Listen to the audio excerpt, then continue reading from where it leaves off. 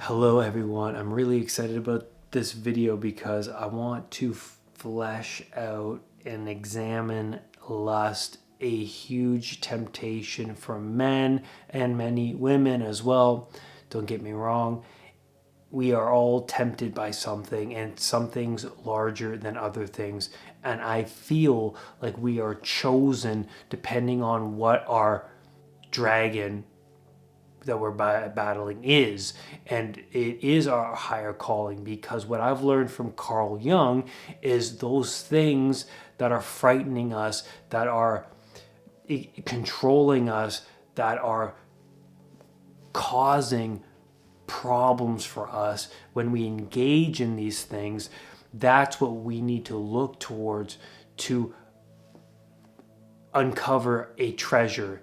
And the treasure really is this wisdom of mastering something that we could not yet master. And then sharing that with the community. That's why I'm here sharing what I've learned from lust with you, is because I feel like I've come so far in my journey, and it's not over and never will be until the day that I die. And I get to share what I've learned so far. And so far, I've been on nofap for 6.5 years. And what I've learned on nofap is a lot of things about myself. I learned that I don't need to live with this thing, and that my conscience has been there this whole time telling me not to engage in it, and I've been ignoring it, and the action became more of a reflex rather than my awareness of conscience. And when I say conscience, I actually mean God. Let's start off with temptation.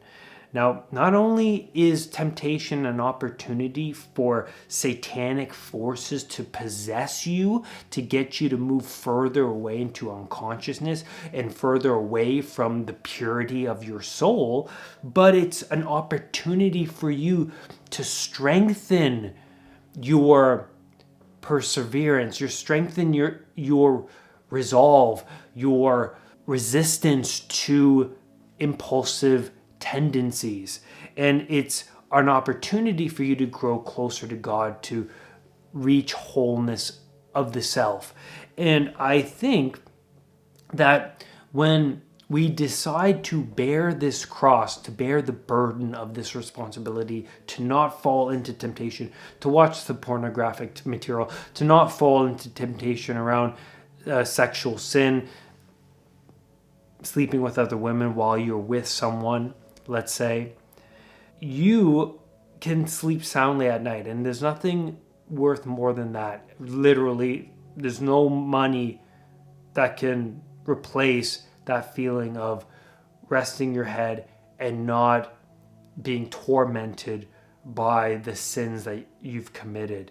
And there's so much meaning embedded within suffering. When we look back on our lives, we see the journey as something that was worthwhile, rather than the times when we were just stuck playing video games all day, ignoring responsibility, just smoking pot and sleeping in.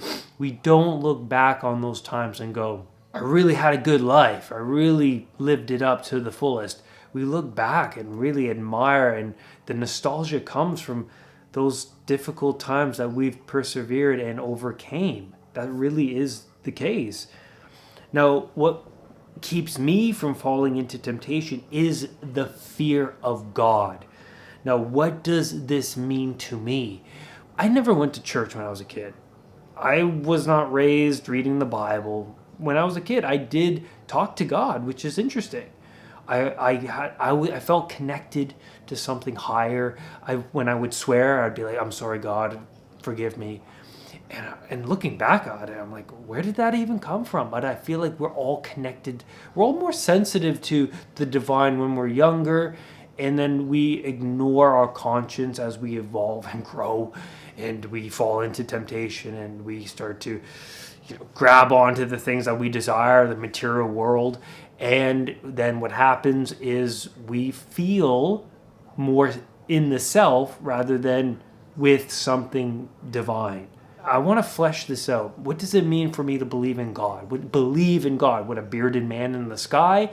Or I view God as my conscience that's navigating me through a world of temptation and suffering, pain, embarrassment, humiliation, malevolence, and betrayal. At every turn, we know that we're mortal and we're going to die, and we know that there's a future self that stretches out and outwards, right? When I decided to strip the material world away from me, the things that I was desiring and holding on to, what I realized was that my conscience became more pronounced and alive and present with me. There was this voice that I started to pay attention to within me. When you reach an age and you're looking to your parents for help, there's a point where they don't know more about the suffering that you're going through and contending with than you do, and it's a harsh realization. You're like, oh my God, like, who do I turn to? Right? So you do have to turn to someone else, someone higher, maybe someone online who's gone through the same thing that you're contending with and has gotten better. And so you learn from them. But what I later discovered was they're embodying the spirit of God, of the divine. Because when you start to go, okay, well, I can't really live out this lifestyle anymore, it's not working for me, what that is this humility of patterns that reached its natural conclusion. Like, the things in the material world only get you so far. And with lust, I feel like, well, what is the end to the porn or the meaningless sex? It feels like it has meaning. You get noticed, you get attention, you get engulfed in this sphere of pleasure and connection. But at the end of it, which is short-lived, you yearn for it again. It's not self-sustaining. And this is the big thing for me, is I needed more of it. You grab onto it and then it dissipates, and like running water through your fingers, and then you look towards it again and then again, and it seems hollow. It's a dead end, and it's not sustainable across time because you build fragmented relationships.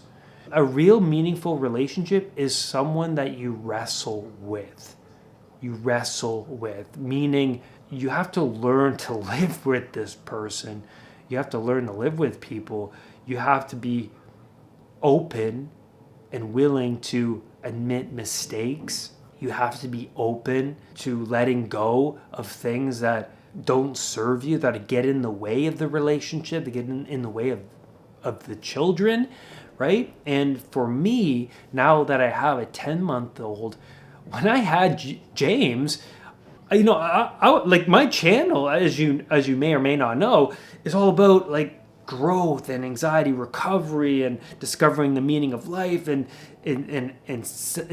sacrificing the things that are pleasurable to you and all of this.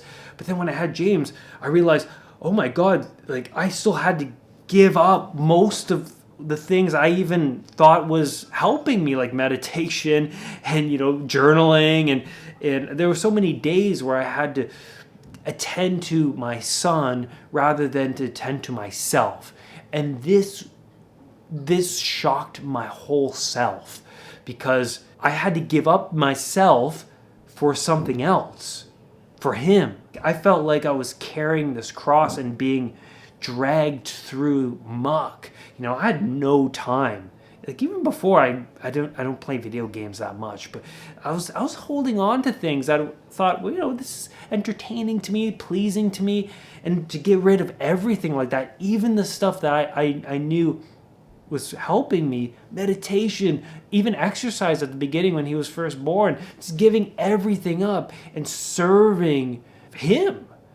I fell into depression. No joke. I fell into shock, anger. I was then searching again for meaning.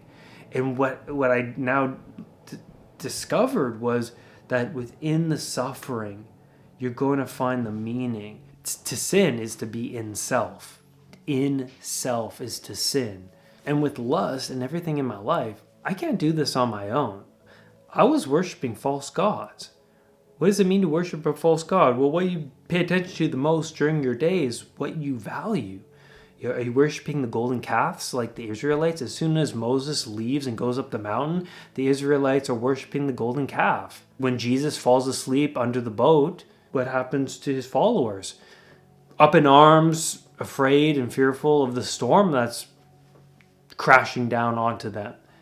Jesus comes up from under the boat and says, well, I was here all along. You have little faith. Be calm and the storms settle, because you look to Christ as someone who can pull you out of it, right? And calm the waters. And during the storm, we fall into the self. But when we get out of the self and look to something greater, a spirit higher than ourselves, then what happens? There's a peace. We turn to the shining light above to help us and guide us through the murky water. We can't do it alone. Now, if you have a desire for that next woman or porn video, you have to ask yourself, when I get it, what will then happen? Will I find it? Will I find the thing I need? The answer to my constant yearning, is it within the video? Is it within the next woman? Or will I yearn again? And will I yearn again? To what end? What's the end? This isn't self-sustaining. Within the Bible, the most anointed people struggled with temptation. The most anointed people. King David falling into lust with Bathsheba.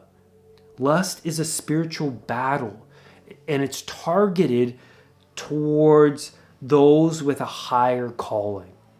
The suffering is here for a reason. Your purity is at stake right here and now. It's at stake here. And so lust keeps you stagnant. It keeps you worshiping the golden calf. And to battle lust, you have to strengthen the no. You have to strengthen your resistance to the temptation. Each time you resist, you're strengthening your competency. And at the end of that is a peace, because you know that you can stave off Satan in the desert, where Jesus meets Satan in the desert. And I believe that's true, because once you decide to resist temptation, once you decide to let go of pornography, you fall into the desert. And now temptation is stronger than ever as soon as you let go of the thing you're holding on to. It becomes stronger than ever because you're now awake. And you're like, oh no, I can't do it ever. I know that it's bad for me. I know my conscience is eating me alive. I know God is eating me alive for engaging in these things that I know to be wrong. I know it. I can feel it. And now temptation's higher, because when you let go of it, what happens to the pain and pleasure response co-located within the brain? You feel irritable because now you're reaching more of a baseline level. Your brain is coming back to a homeostasis state, and now you are feeling the irritability, this come down from high dopaminergic rewards, and Satan meets you in that desert, the wandering in the desert, where now you have to gather resources and tools for you to resist temptation, now that you know it to be wrong.